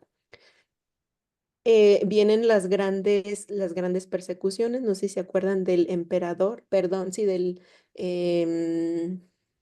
Nerón, la destrucción que hace de Jerusalén, o sea, toda la parte histórica. Entonces los cristianos empiezan a vivir un proceso de déjame lo dejo de compartir, empiezan a vivir un proceso de persecución constante, sí, muy de la mano de los judíos, muy de la mano del Imperio Romano en ese momento, porque se estaban reorganizando. Y entonces, si a mi imperio me estás diciendo que yo voy a poner todo en común y que lo voy a dar a los pobres, y tú a mí me estás diciendo que tengo que atraer a los pecadores, y tú a mí, y yo como imperio estoy viendo que en masa se están convirtiendo y están hablando de un Dios de perdón, de misericordia, de bondad, pues no va con mi agenda política.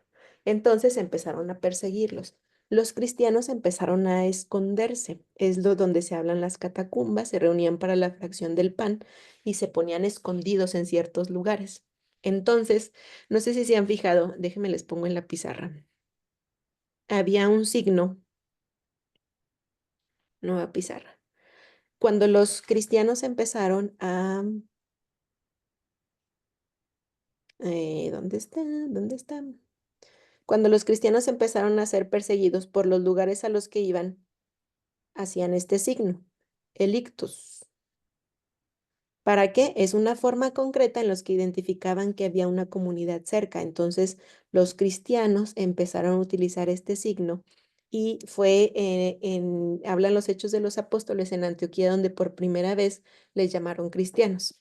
Del siglo primero, o sea, que es donde nace Jesús, la época de Jesús, hasta donde terminan los apóstoles, pues se crean pequeñas comunidades que se van reuniendo en lo que se llamaba como iglesias. Tenían todavía la estructura de los judíos, pero poco a poco fueron estableciendo la nueva pedagogía o la forma de Jesús.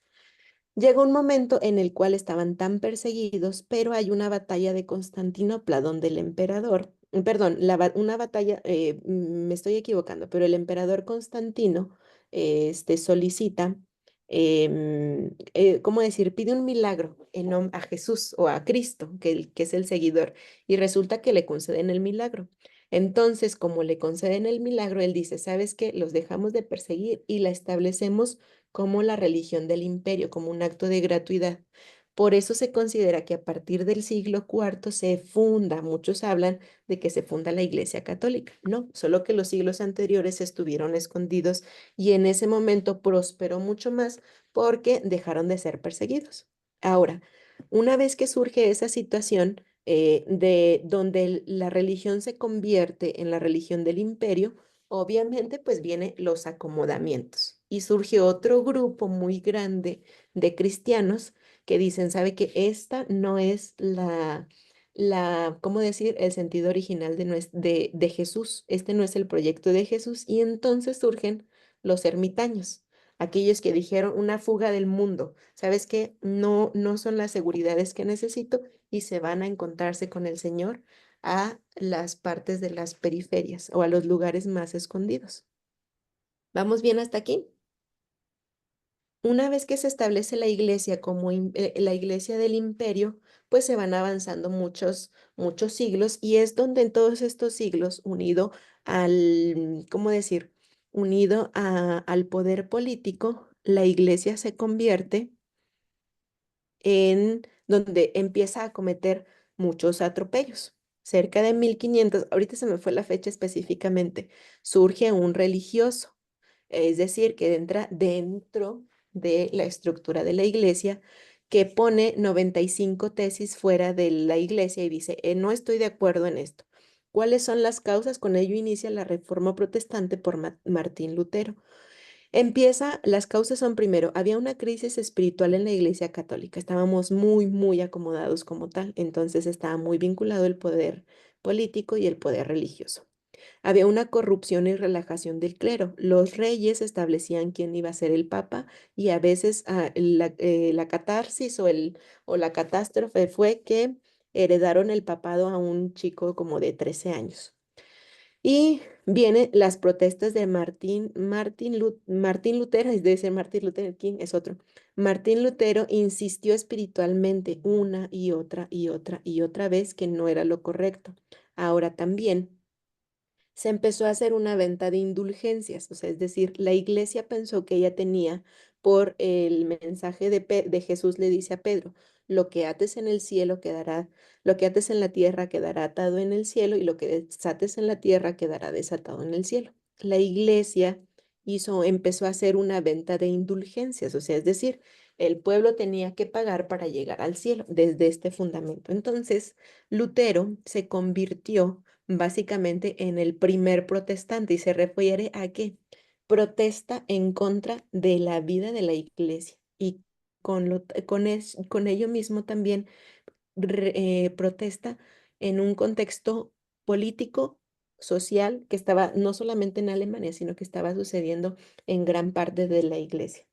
Estamos hablando que nos estamos moviendo antes de 1492 en ese proceso, 1500, y si recuerdan históricamente, América fue descubierto, perdón, 1492, la reforma se da empieza más o menos en esas épocas y se da cerca de 1515. ¿Me explico? Les especifico bien la fecha, pero es un periodo histórico donde la iglesia estaba con el poder absoluto vinculado con los patriarcados, con los principados, con los reinados, y pues el papado estaba considerado en esa parte.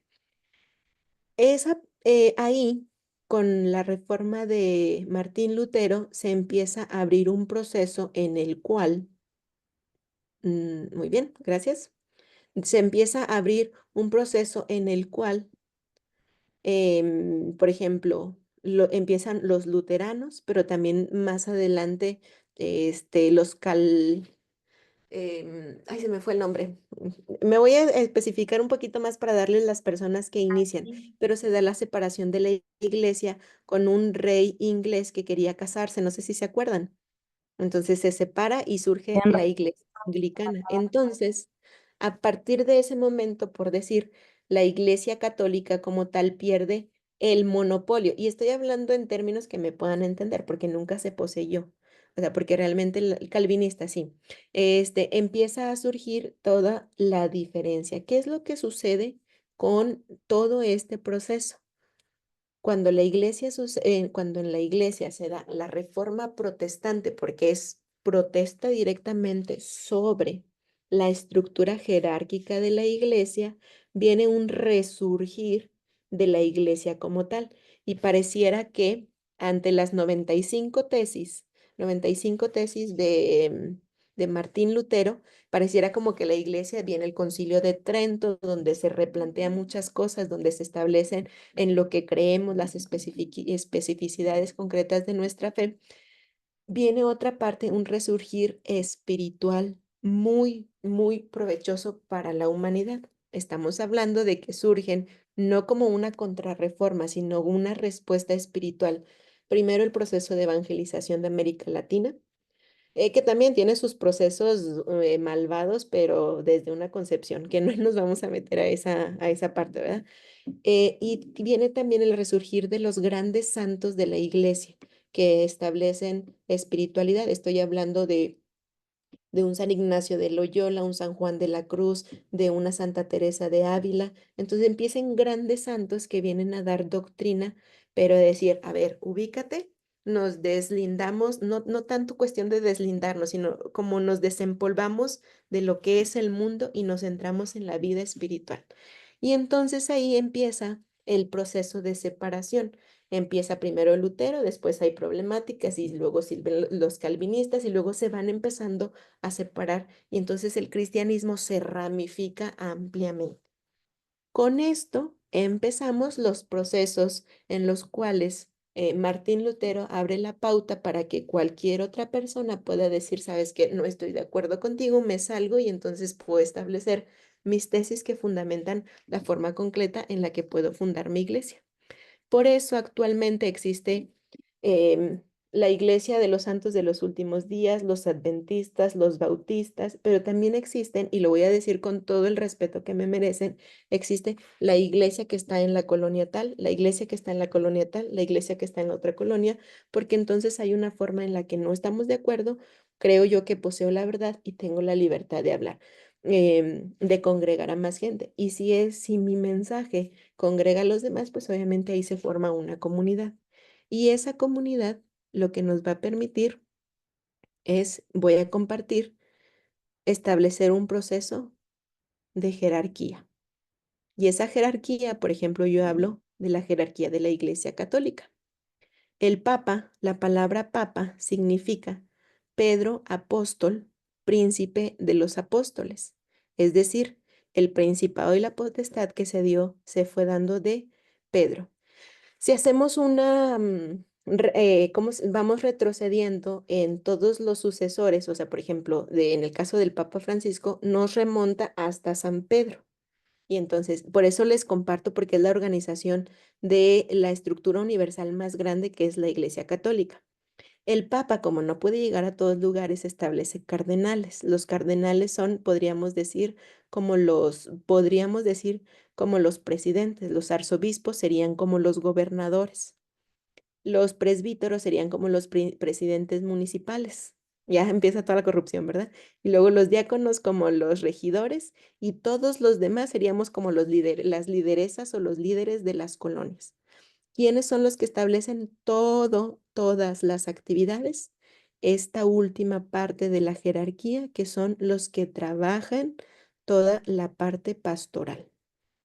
¿A qué voy con todo esto? La jerarquía en todas las comunidades, en todas las religiones, en todas las organizaciones políticas no gubernamentales, todas las hace, se necesita una jerarquía o se necesita lo que nosotros conocemos también como un organigrama. Ya hablé demasiado. Pero toda la historia de salvación va llegando hasta este momento específico. ¿Alguna duda? Maestra, Dígame. fíjese que ahorita que también que comentaba todo esto, a mí me llama mucho la atención los tiempos que vivimos. Ujú, Yo creo que somos muy afortunados de vivir en tiempos tan interesantes como estos. Ahorita que hablaba que hay cada una iglesia, digo, por así decirlo, en cada colonia o así, puede haber más, ¿verdad? O sea, pueden crearse más. sí. Y entonces, pues es un gran reto. Creo que también un iniciador o un impulsor, más bien impulsor de todo, del ecumenismo, fue Ratzinger. Claro, Aunque él era también muy estricto también con ciertas cosas. defensor de la fe. Ujú. Exactamente, exactamente. Pero usted, ¿cómo ve los tiempos actuales? Es decir, y también con el papel preponderante de la mujer hoy en día, incluso en la iglesia.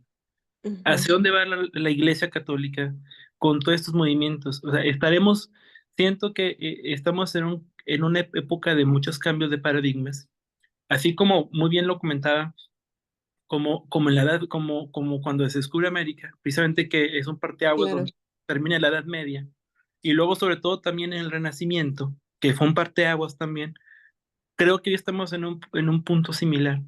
Entonces, a su consideración, ¿hacia dónde va la iglesia? O sea, ¿dónde va caminando? ¿Cuáles son los retos que hay y que se vienen en una población pues muy diversa, muy plural, en una población informada también, eh, claro. y con muchas divergencias? Ujú. Mira, no porque no lo quiera hacer, sino sería como seguir la parte o monopolizar o decir, esta es mi experiencia. Me gustaría abordarlo desde la cuestión de la fe. Hay una crisis muy profunda de fe. Entonces, puede ser cualquiera de las circunstancias de fe o la forma en la que te encuentres con Dios. Hay una crisis muy, muy considerable. Y eso va de la mano en la crisis muy considerable de valores y mucho el perdido del sentido de la vida. Si se fijan, estamos históricamente viviendo una cultura de la muerte muy permitida. O sea, cuando el sentido de la vida o de la fe te lleva a un sentido de trascendencia, ahorita estamos viviendo una cultura de lo momentáneo, una cultura en la cual todo es válido, o sea, es muchísimo el hedonismo, el consumismo, pero sobre todo el placer centrado en la persona específicamente. O sea, es decir, hay mucha confusión en la identidad de cada persona. No con ello estoy hablando en contra, pero estamos hablando globalmente de una agenda política que va muchas veces en contra de los valores que la iglesia, ¿cómo decir? Que la iglesia o que la fe defienden. Por ejemplo, la familia, la vida desde el inicio, el derecho a la vida desde la concepción y la parte del matrimonio. Entonces, no lo estoy hablando solo como iglesia católica, el sentido de la fe nos lleva a rescatar estas estructuras sociales como parte fundamental. ¿Hacia dónde vamos? Creo que así como em, ¿cómo decirlo? Estamos como, creo yo que vamos caminando al mismo sentido que la Tierra. Ya ven que la Tierra está recuperándose a lo loco porque es un sentido natural. Creo que también el ser humano vamos experimentando como una catarsis en punto de nos estamos perdiendo y creo que vamos a llegar a un punto mayor de quiebre o de pierde y en el que vamos a tener que replantear el sentido de la vida en determinado momento. ¿A cuánto tiempo? Los grandes procesos o los cambios sociales llevan años. Creo que desde el proceso de la revolución industrial, cuando ha iniciado Ujú. el proceso de aceleración de la vida, si se fijan, las cosas van muy, muy aceleradas. Vamos experimentando cambios que a lo mejor ni siquiera logramos asimilar a tiempo. ¿Hacia dónde vamos? Vamos a una pérdida mayor de sinsentido, todo el sentido espiritual, todo el sentido de la fe está siendo sumamente perseguido. Ahora sí, hablando específicamente de la Iglesia Católica, está siendo sumamente perseguida. Creo que no hemos experimentado, la única cuestión es que ahora nos damos cuenta, no hemos experimentado una persecución tan grande como lo está haciendo mediática en este momento. Y cuando apuestas por lo bueno o cuando apuestas por lo que es moralmente bien, está girándosenos la moneda, y hablo general, se está girando la moneda en que ahora pues somos los retrógrados, ahora somos los que no estamos bien. Entonces hay una, ¿cómo decir? Está girando el orden social de una forma muy tremenda. Y pues va a haber grandes repercusiones. Y de manera como informática, o sea, de manera general, cultura general, creo que se está implementando en el mundo por la concepción de la vida y de Dios. Se está ganando ampliamente camino lo que es los musulmanes y con ello el Islam. Sencillamente porque, por ejemplo, la sociedad está teniendo solamente un hijo, cuando en la cultura del Islam están teniendo todavía la conciencia de los que Dios quiera. Entonces, población, o ¿cómo es? En cantidad de gente están ganando. Entonces va a llegar un momento en que también la fe va a ser fundamentalista y que va a ser como la de ellos. Entonces, son las 9:59. Este, no sé si yo no tengo inconveniente en responder sus dudas, pero digo en atención a ustedes mismos de que estamos a punto de cerrar la hora. No sé si respondí, Gabriel.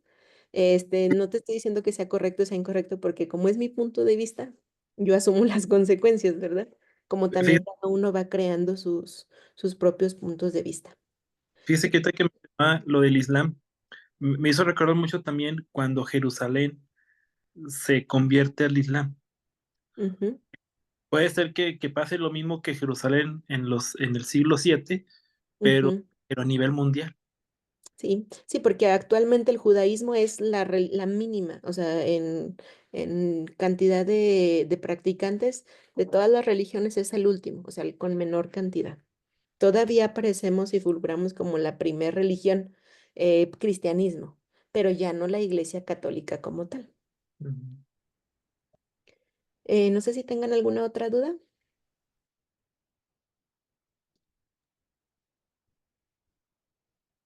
Nada más por organización, la siguiente sesión, creo que la tendríamos, alguien me ponía en el grupo, me pidieron solamente que esta semana pudiera organizarme 2 sesiones porque la siguiente es no compatamos, o sea, no complementamos bien los horarios que tienen ustedes y los que tengo yo.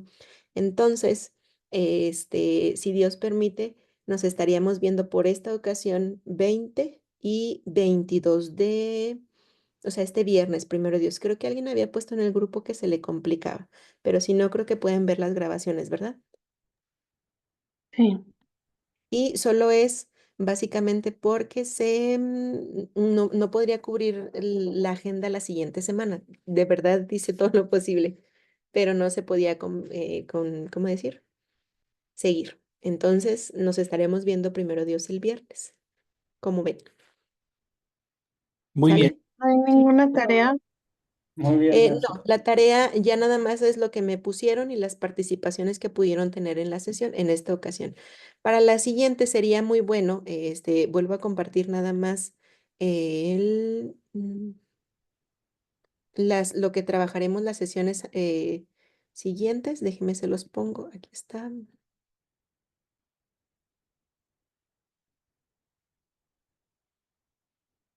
Ay, bien, apenas acabamos. Jerarquía de la iglesia, separación con la reforma protestante. Vamos a iniciar a este proceso, las acciones pastorales. Es muy poquito tiempo para pedirles a ustedes una tarea de aquí al viernes, pero sí les voy a pedir, por ejemplo, nada más que podamos ir conociendo, que ustedes puedan traer información, lo que puedan en relación a Cristo, buen pastor, ¿sale? Vamos a profundizar en la figura de Jesús como buen pastor y donde toma sentido todo lo demás. O sea, es decir, la nueva forma de pastoral. Bueno, pues les agradezco mucho. Dejo la sesión Gracias. grabada. Y